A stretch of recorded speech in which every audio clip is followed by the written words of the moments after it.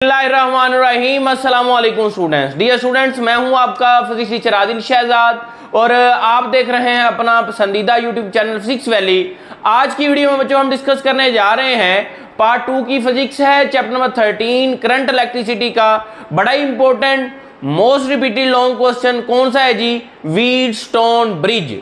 जी हाँ बच्चों, ये वो पत्थरों की, ये सीमेंट की ब्रिज की बात नहीं हो रही, बल्कि सर्किट्स की ब्रिज की बात हो रही है। सर्किट्स में ब्रिज कहाँ पे काम आती हैं या उनकी ब्रिज कैसे बनती है, ये सर्किट किसने इंट्रोड्यूस करवाया, इसका पर्पस क्या है, ये कौन सी कंडीशन पे काम करता है, किस किस तरह से हम इसको सॉल्व करते हैं, ये सारी चीजें आज की वीडियो में हम डिस्कस करेंगे। आइए जरा इसका आगाज करते हैं। सबसे पहले बच्चों, ये एक इलेक्ट्रिकल सर्किट है which is use to find the unknown resistance. आप इसको और भी पर्पसेस के लिए यूज कर सकते हैं, लेकिन हमारा मेन यहाँ पे जो टारगेट है, हमने इसको इस्तेमाल करना है to find out the unknown resistance. Suppose that आपके पास ये एक सर्किट है, इसमें 1 2 3 4 रेजिस्टेंसेस लगी हुई हैं, कोई एक अननोन है, तो अगर आपको कहा जाए कि उसकी वैल्यू फाइंड आउट करें तो वो कैसे करेंगे, वो आज हमने सीखना है। ये सबसे पहले जो बात की थी इस डिवाइस के बारे में, जिसने डिवाइस किया था उस पर्सन का नाम है चार्ल्स व्हीटस्टोन। ये व्हीटस्टोन जो है ये बंदे का नाम है और टॉपिक हमारा क्या है? Wheatstone bridge. व्हीटस्टोन ने जो ब्रिज बनाई थी सर्किट्स की, वो हमने डिस्कस करनी है। अब इसके लिए कंसीडर क्या करना है, इसकी कंस्ट्रक्शन के लिए सबसे पहले बच्चों आपको 4 रेजिस्टेंसेस चाहिए, R1 R2 R3 and R4। It consist of 4 resistances R1 R2 R3 and R4। आपने इनको इस तरह से कनेक्ट करना है कि ये लूप बनाए। यहां पे जरा ऑब्जर्व कीजिएगा, इसको दरमियान वाली अभी चीज को इग्नोर करें।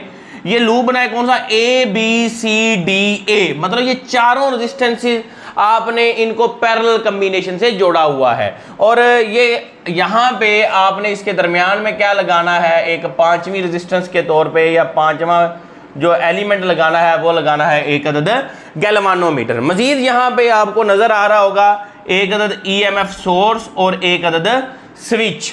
टोटल अगर आप इसमें नजर दौड़ाएं तो बच्चों 3 लूप्स बन रहे हैं, A B D A, B C D B और A D C, और ये यहां से कंप्लीट होता हुआ A। अब आपने इसको सोल्व करना है। सोल्व करने के लिए बच्चों आपको याद हो, पीछे आपको किरचॉफ्स रूल्स मैंने सिखाए हैं, उनके बाद हमने कुछ स्टेप्स को डिस्कस किया है। यहां पे 3 लूप बन रहे हैं, 1 2 और ये 3। आपने करंट की डायरेक्शन देनी है।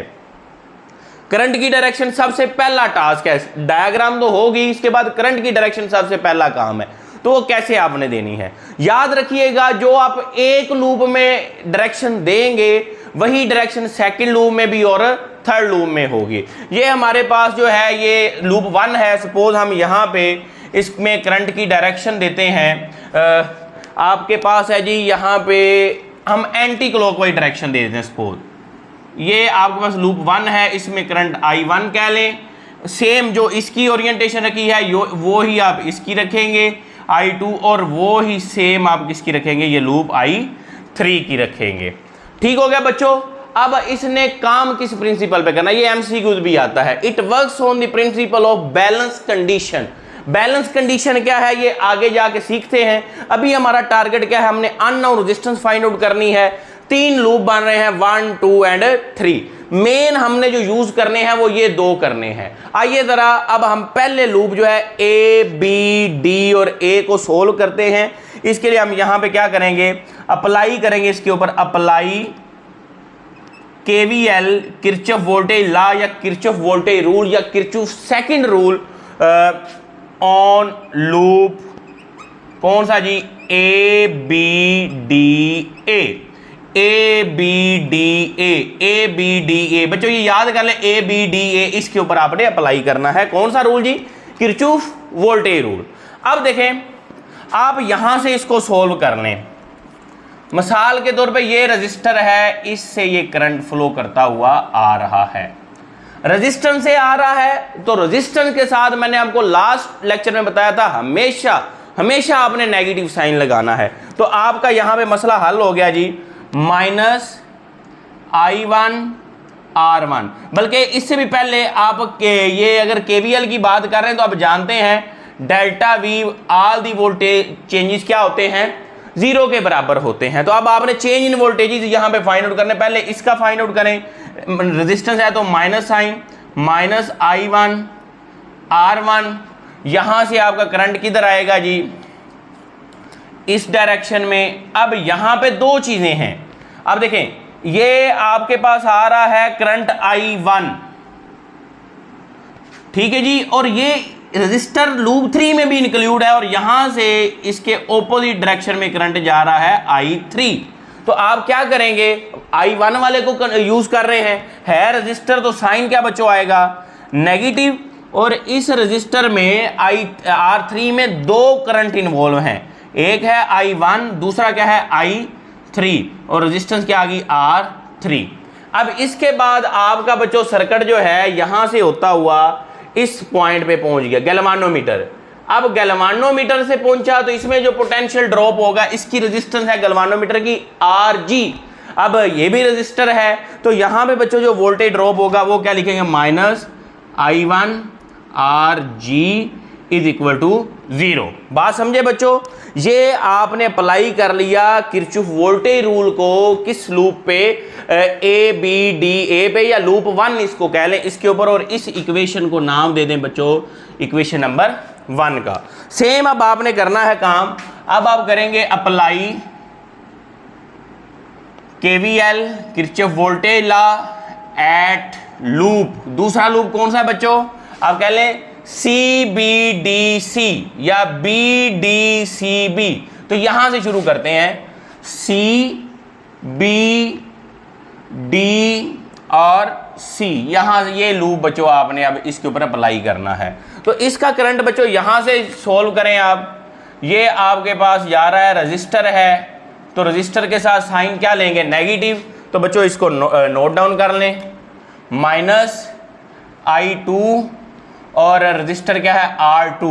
अब यही करंट जो है, सॉरी बच्चों यहां पे जो मैंने गैल्वानोमीटर का करंट लिखा था ना, इसके अंदर I1 अपवर्ड जा रहा है और I2 डाउनवर्ड आ रहा है, इसमें दो करंट्स इन्वॉल्व हैं।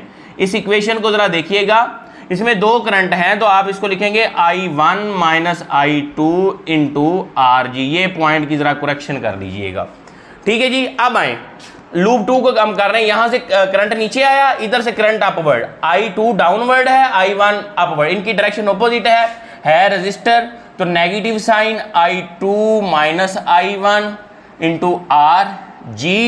यहां से करंट होता हुआ इस R4 से जाएगा और R4 में ये आगे को जा रहा है और इधर से करंट किधर आ रहा है, ऑपोजिट आ रहा है।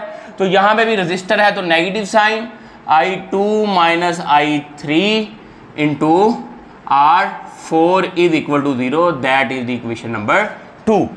बात समझे बच्चों, दोनों लूप्स के ऊपर आपने क्या अप्लाई कर लिया, किरचॉफ वोल्टेज रूल या किरचॉफ वोल्टेज लॉ अप्लाई कर लिया। अब नेक्स्ट क्या है, नेक्स्ट ना बच्चों यहां पे जो ये काम कर रहा है बैलेंस कंडीशन। बैलेंस कंडीशन का मतलब क्या है कि ये जो B पॉइंट है और D पॉइंट है, इनमें कोई आप कह लेंगे पोटेंशियल का डिफरेंस नहीं है।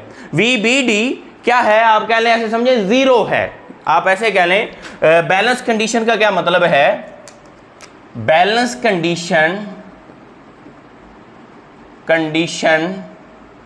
का मतलब क्या है, change in potential across BD क्या है बच्चों, 0 है। तो इसका मतलब यह है कि अगर यहां पे पोटेंशियल का डिफरेंस नहीं है तो यहां पे करंट भी कोई फ्लो नहीं कर रहा। तो होना क्या चाहिए, करंट बच्चों जो है यहां पे I1 माइनस I2 क्या होना चाहिए, 0, या आप ऐसे कह लें कि ये करंट क्या होना चाहिए, I1 बराबर है I2 के, तो आप इसको I के इक्वल भी पुट कर सकते हैं। ये बेटे पॉइंट आपने याद है, मतलब क्या है, जब पोटेंशियल का डिफरेंस 0 होगा तो गैल्वानोमीटर कोई डिफ्लेक्शन शो नहीं करेगा, यही बैलेंस कंडीशन है। अब आप ऐसा करें, इक्वेशन 1 और इक्वेशन 2 जहां जहां पे I यूज हो रहा है, I1 या I2, आप उसको I में चेंज कर दें। आइए जरा पहले हम रीराइट करते हैं इक्वेशन नंबर 1 को, लूप 1 वाली इक्वेशन को मैं ऊपर थोड़ा सा हाईलाइट भी कर देता हूं। हम लूप 1 वाली को लिख रहे हैं जी, पहले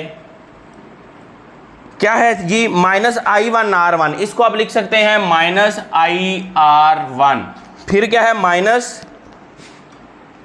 I माइनस I3, क्योंकि ये था I1 माइनस I3, R3, और इसी तरह माइनस ये I1 है और I2, इसको आप दोनों को क्या कर सकते हैं, I minus I into RG is equal to 0। सही हो गया। अब ये आपके पास बच्चों आ गई लूप 1 के लिए, और इसी तरह आप इक्वेशन लिख सकते हैं लूप 2 के लिए। लूप 2 की इक्वेशन क्या है, जहां पे I2 और I1 नजर आ रहा है उसको I में चेंज कर दें, minus IR2 minus into I2 की जगह पे क्या आ जाएगा, I minus I into RG minus I3 into R4 is equal to 0। बच्चों देखें जरा तवज्जो फरमाइएगा, ये I माइनस I है तो यहां पे ये पूरा फैक्टर क्या हो जाएगा 0, ये पूरा फैक्टर भी क्या हो जाएगा 0। अब इन्हीं इक्वेशन को मैं रीराइट करके लिखता हूं। लूप 1 वाली इक्वेशन क्या आएगी, लूप 1 वाली इक्वेशन ये बच्चों आपके पास आ गई I R1 minus into I1I minus I3 into R3 is equal to 0। इस इक्वेशन को नाम देते हैं इक्वेशन नंबर 3 का, और नीचे ही आ गई जी minus IR2 minus into I minus I3 into R4 is equal to 0। That is equation number 4। सही है जी। अब बच्चों इनको आप मजीद आसानी के साथ लिख सकते हैं, ये लूप 1 की थी, नीचे वाली लूप 2 की है। अब ये माइनस है, उधर जाके क्या हो जाएगा पॉजिटिव। दोबारा लिखे, minus IR1 is equal to I minus I3 into R3, इसको इक्वेशन नंबर 5 का नाम दे लें। नीचे वाली IR2 is equal to I minus I3 into R4 is equal to equation number 6। सही है। स्टेप्स थोड़े ज्यादा हो रहे हैं लेकिन ये आपके लिए आसानी है। अब बच्चों नेक्स्ट आपने क्या करना है, अब हमने फाइंड आउट करनी है अननोन रेजिस्टेंस। आप इन दोनों को क्या कर दें, डिवाइड कर दें, डिवाइडिंग बस बच्चों हो गया काम। इक्वेशन 5/6 मतलब इनको आपस में डिवाइड कर दें, क्या आएगा जी, minus IR1 over minus IR2 is equal to I minus I3 into R3 over I minus I3 into R4। लें जी बच्चों यहां पे ये फैक्टर आपस में कैंसल, माइनस से माइनस कैंसल, ये इससे कैंसल, पीछे बचा क्या आपके पास, यहां पे बच्चों R1 over R2 is equal to R3 over R4। ये बच्चों फाइनल रिलेशन आ गया आपके पास रेजिस्टेंसेस की फॉर्म में।